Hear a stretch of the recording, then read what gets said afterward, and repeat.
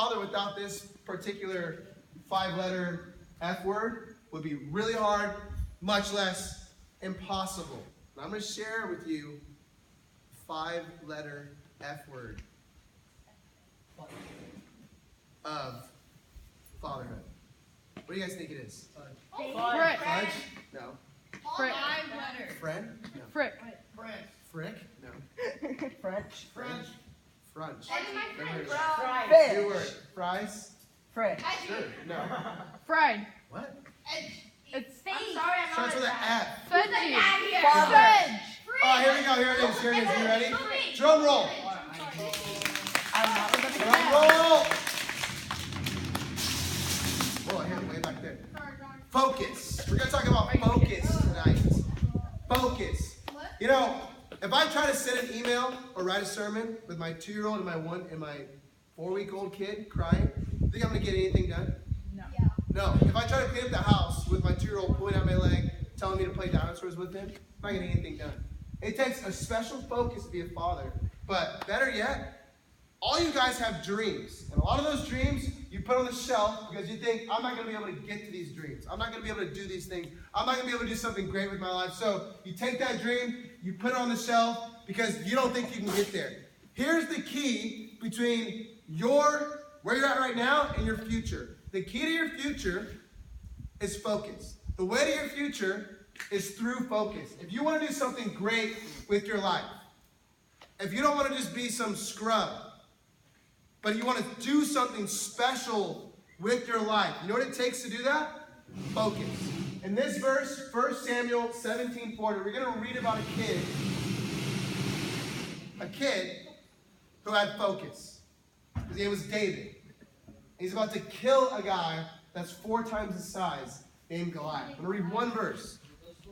The verse says, he picked up 5 smooth stones from a stream and put them in his shepherd's bag. Then, armed with his shepherd's staff and his sling, he started across the valley to fight the Philistines. We read this story. People who grew up in church that read this story, they think that God gave some super special powers to David and his sling. And his special powers were able to kill this 9-foot giant named Goliath. That's actually not true. We read this story, and we think David shows up to a fight with a toy. David's like 12 years old, and we think he shows up to fight this huge giant with a slingshot that's like a toy. But if you read Israelite history, you find out that this slingshot was not a toy, it was a weapon. In fact, Israelite shepherds, they would take these slingshots and they would use them as weapons to defend their sheep from other animals. So, you see a fox coming, you would take your slingshot. It wasn't a wrist rocket like Stranger Things. It was this huge sling that you would swing like this. And you would swing it and it would go in a big circle. And as soon as you stop your arm, the sling with the rock would shoot out of it. And these guys that study history, they found these little bullets, or we would call them bullets, little stones everywhere over Israel. Which tells us another thing. They weren't only used to protect sheep from foxes and lions and stuff. They're also used as weapons in war. Believe this. You know what archery is? Yeah. Like with bow and arrows? Yeah. Medieval, like King Arthur, medieval type stuff. Medieval guys, they use arrows. They would do target practice from over 400 yards away. So that's 4 football fields. With an archer, with a bow and arrow. Israelite warriors would do target practice with their slingshots from over 600 yards away. 6 football fields. And they were told, it's been told that they could hit a hair off a guy's head with these rocks and their slingshots. That's how accurate they were. So David, imagine you're David, 12-year-old kid, there's a 9-foot, I'm 6 foot, so add 3 more feet and a lot more muscle. That's Goliath. Imagine you're Goliath. Goliath's standing in front of David. David's standing in front of Goliath. David is not scared. Everyone else is scared. David's standing there. How is David able to stand there and fight this giant without being scared? Much less, how is he able to fight this giant with just a slingshot? The key is, and what happened to David when he was little. One day when David was little, a preacher, like myself, but much older, named Samuel, hence the name, Sam. Sam comes into David's house, knocks on the door, and says, you're going to be the next king of Israel.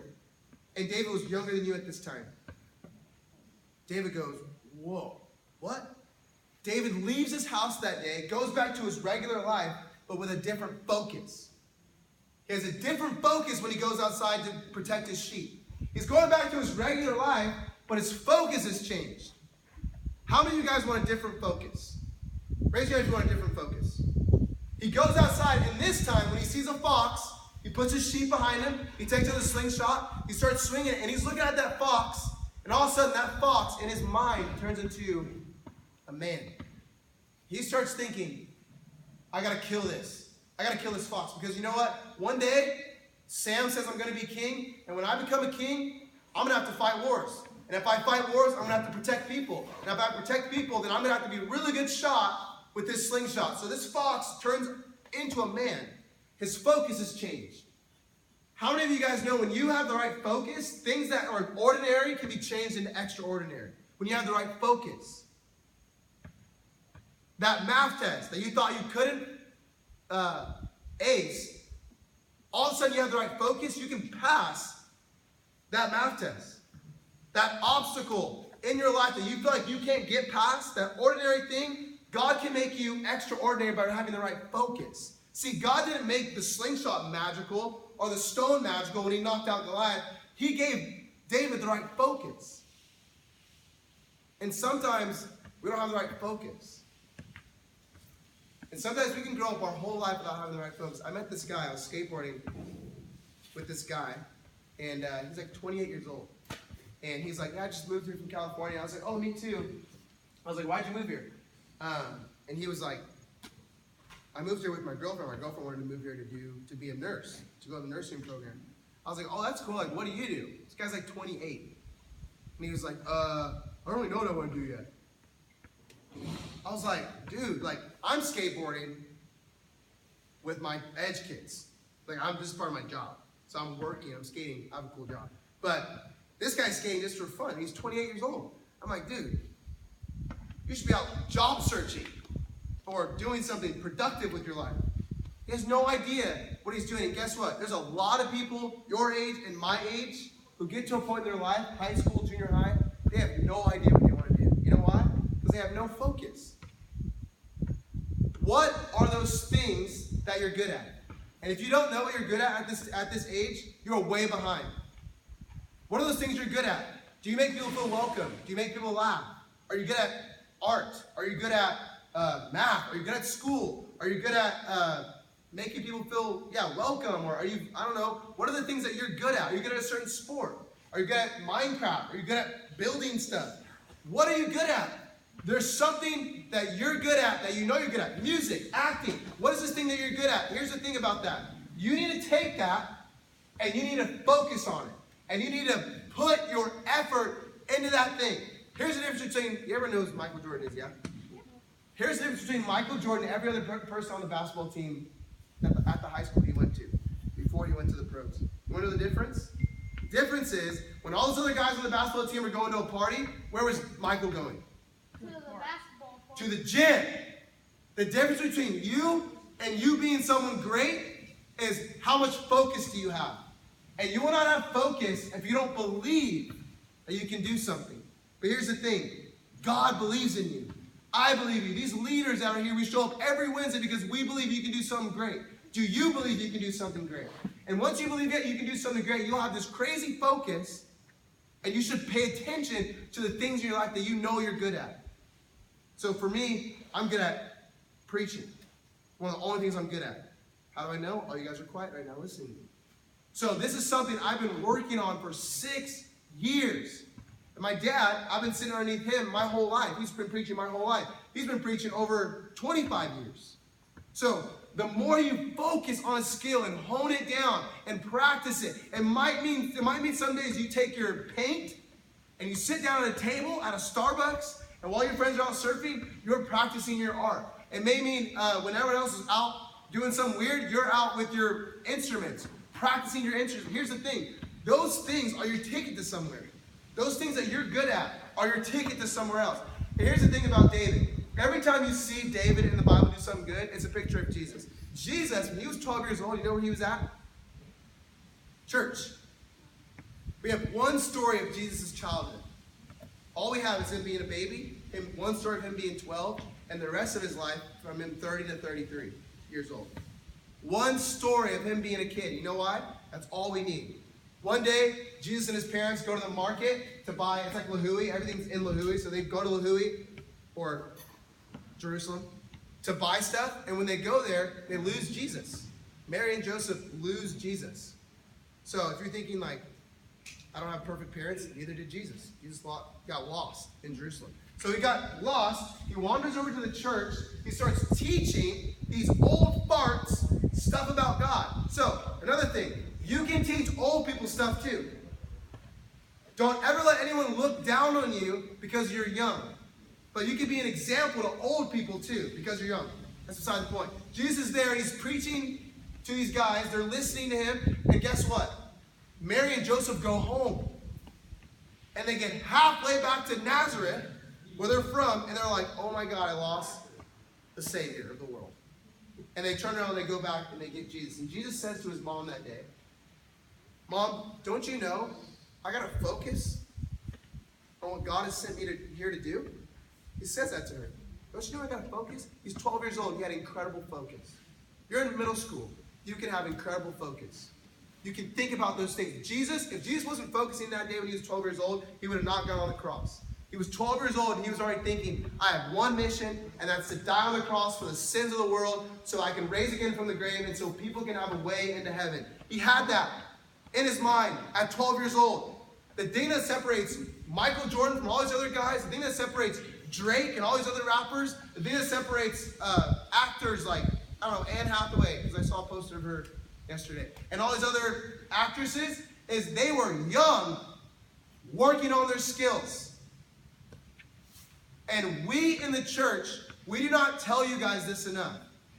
There's one thing as youth leaders, we do not tell you guys enough. And that's our fault.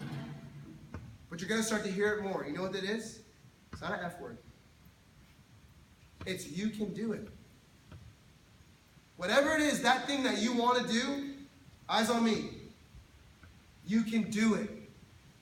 God has put you on this earth for a purpose. And that purpose is tied to that thing that you're good at. You may not be as good at it right now as you want to be, but that's why you focus on it and you work at it and you get better at it so that your purpose becomes more clear and more clear and more clear to who you are. There's this verse in Psalms 139, verse 16, that says, my days are numbered by you. And David, much older now, is writing that to God and said, God, you've numbered all of my days. I was cooking pretzels yesterday at my house, or this weekend at my house, and most of the food that I eat is like fries and like chicken wings, like the chicken tenders. Food that you can make without your parents being home, unless you're an idiot. So, when I cook this stuff, you put it in the oven at like, what? You guys know the number? Dude, yeah, 350. That's so weird that you know that. 350. So most of the food I cook in the oven, I cook it at 350. Pretzels, you have to cook at 425. Yeah. So if I were to take pretzels, put them in the oven at 350, you know what I would get? A soggy pretzel. Soggy pretzel. Because the number is specific to that purpose, to my pretzels. And when David in Psalms 139 verse 16 says, my days are numbered by you, you know what David's saying? He's saying, God, up in heaven, you have a book. And in that book, you have a name. And in that name list is my name. And next to that name is a parentheses. And in those parentheses is a number. And in that number, it's specific to me. I have a number next to my name. It's a number of days that God has laid out for me and picked for me and planned for me to live. Here's the thing about these numbers. These numbers serve a specific purpose. You have these many numbers next to your name. You are meant to do with them something purposeful. And if you're going to do that purposeful thing, it's going to require major focus. If you don't know what you're good at right now, you need to go home and ask your mom, what am I good at? Ask your youth leader, what am I good at? Ask your teacher, what am I good at? Maybe they can help you, but you are way behind. You need to start focusing on that thing now. You might be saying, why? The reason why is because you can do it. You can do it. You can be an actress, an actor, a pro surfer, a preacher, a youth leader, an artist. You can a musician. You can do these things. The difference that separates you from the people who can't, that hasn't done these things before, is they don't believe they can. And